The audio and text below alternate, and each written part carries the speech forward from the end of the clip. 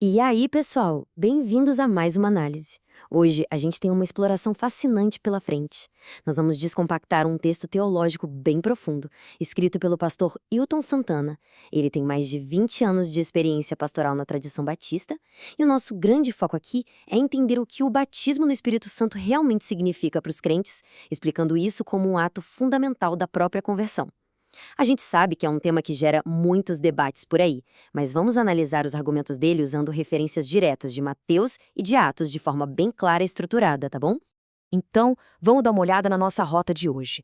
Primeiro o momento da conversão, depois os dois batismos em Mateus, a transição em Atos, o mito da segunda bênção e, para fechar, um guia prático com os sinais do Espírito.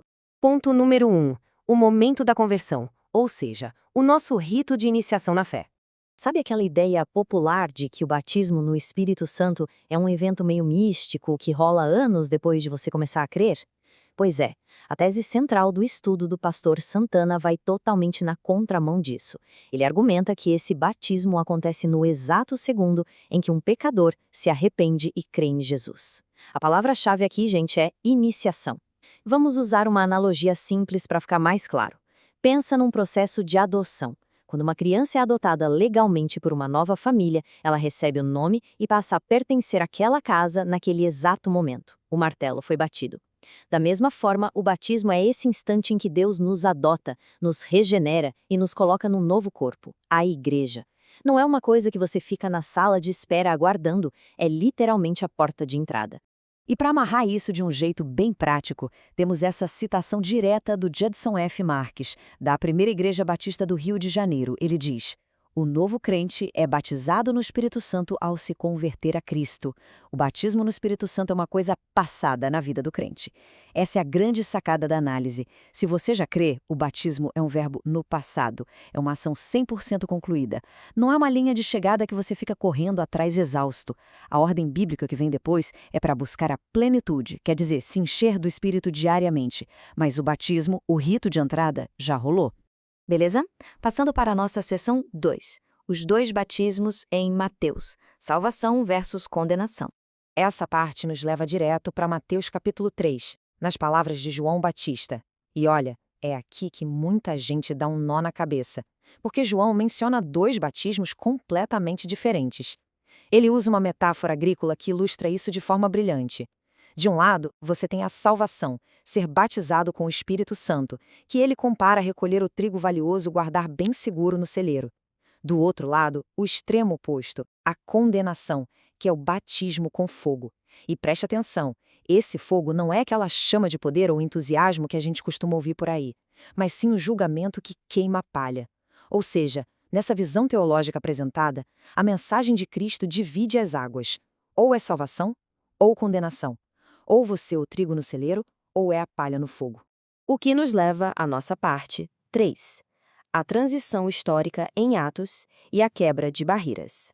Aí você pode me perguntar, mas espera aí, se é tudo no momento da conversão, como a gente explica as histórias do livro de Atos? Excelente pergunta. O texto do pastor Santana propõe uma mudança de perspectiva. Em vez de ler Atos como um manual de regras universais de como as coisas sempre vão acontecer, a gente precisa olhar para ele como um registro de uma gigantesca quebra de barreiras culturais. Imagina o choque na época. Na fase 1, o Espírito desce sobre os judeus no Pentecoste. Na fase 2, a mensagem chega a Samaria, e judeus e samaritanos eram inimigos históricos. Na fase 3, algo literalmente impensável acontece. O Espírito desce sobre a casa de Cornélio, um gentil romano. Um judeu não ousaria nem pisar na casa de um gentil na época. E por fim, em Éfeso, os discípulos de João Batista são integrados. Cada uma dessas fases foi um verdadeiro terremoto cultural. Então, o grande pulo do gato aqui é entender o porquê disso. Esses 4 eventos únicos não aconteceram com um suposto atraso só para criar uma doutrina de que o batismo sempre vem depois da salvação. Na verdade, eles aconteceram de forma tão visível e em momentos separados para servir de prova absolutamente irrefutável para os cristãos judeus.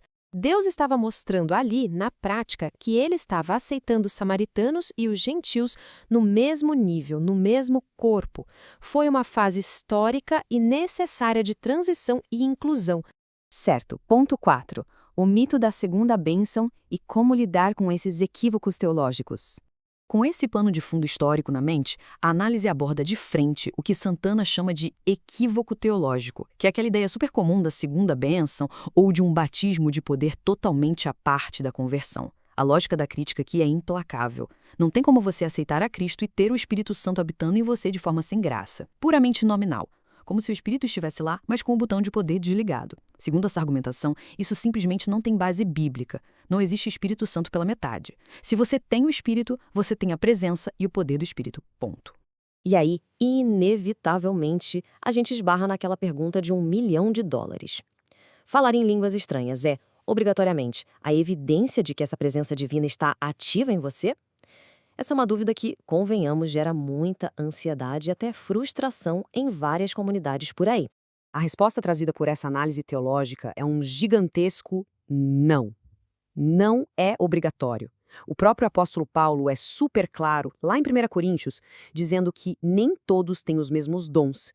E mais, se a gente der um zoom em Atos 2, no dia de Pentecostes, aquelas línguas faladas não eram balbucios indecifráveis, eram idiomas humanos reais e conhecidos. Foi uma ferramenta de tradução instantânea e super funcional para espalhar o evangelho para os estrangeiros que estavam em Jerusalém, e não um pré-requisito universal para provar que alguém é salvo. E, finalmente, chegamos à nossa parte 5, o nosso guia prático com os sinais do Espírito. Ora, se falar em línguas não é a prova obrigatória, então o que é? O que realmente mostra, na prática do dia a dia, que esse batismo ocorreu na sua conversão? É aqui que a gente monta o nosso guia. A resposta está na transformação de comportamento e caráter. Primeiro, uma alegria genuína e uma disposição enorme para compartilhar a mensagem. Segundo, uma mudança de vida que seja tão real que as pessoas ao seu redor percebam. Pense bem, em cada um daqueles eventos de Atos, a multidão percebeu a mudança. O poder de Deus agindo silenciosamente do lado de dentro resulta em atitudes barulhentas e visíveis do lado de fora. Para mostrar o tamanho dessa urgência, o autor traz uma anedota histórica de arrepiar. Lá na Inglaterra, um condenado à morte estava caminhando para a forca. Do lado dele, um capelão ia lendo versículos, mas de um jeito totalmente frio, no piloto automático. O prisioneiro, olhando para a eternidade, vendo a apatia daquele religioso, virou e disse: "Se eu cresce naquilo que o senhor diz crer, mesmo que a Inglaterra inteira estivesse coberta de vidro quebrado, eu andaria sobre ele sobre minhas mãos e joelhos só para salvar uma alma de um inferno eterno." É de cair o queixo, né? O ponto crucial aqui é exatamente esse contraste gigante. Enquanto o capelão demonstrava uma frieza assustadora, a gente tem exemplos históricos como o missionário David Brainerd. O cara literalmente sonhava com a conversão das pessoas, era a obsessão da vida dele. Segundo o texto do pastor Santana, é praticamente impossível que um cristão autêntico, que recebeu o Espírito na conversão, não tenha nem um pouquinho dessa paixão visível por compartilhar aquilo que o transformou. Então, como a gente mantém essa evidência sempre viva? A resposta é ação contínua. Nós resumimos isso em 3 passos práticos nesse nosso guia. Passo 1, glorificar a Deus produzindo os frutos do Espírito na rotina. Passo 2, rejeitar e lutar ativamente contra os velhos desejos carnais. E passo 3, ter prazer na comunhão, em estar com os outros fiéis. E aqui vai um alerta super importante da análise. Se essa sua paixão esfriou com o tempo, a solução não é procurar um rebatismo místico. Na verdade, a solução é o arrependimento e a busca por ser continuamente cheio do Espírito, parando de sufocar o que ele já começou lá na sua conversão. O que nos traz ao encerramento dessa nossa jornada de hoje. Com base em tudo que dissecamos sobre o batismo ser, de fato, o rito de entrada e de transformação, eu deixo essa provocação no ar. Quão visivelmente esse poder e essa alegria estão se refletindo das suas ações diárias hoje? A verdadeira evidência, afinal, não é um evento isolado no passado, mas sim a transformação constante no seu presente. A gente espera que essa análise tenha trazido bastante luz para os argumentos do pastor Santana. Continuem sempre questionando, continuem aprendendo e a gente se vê na próxima.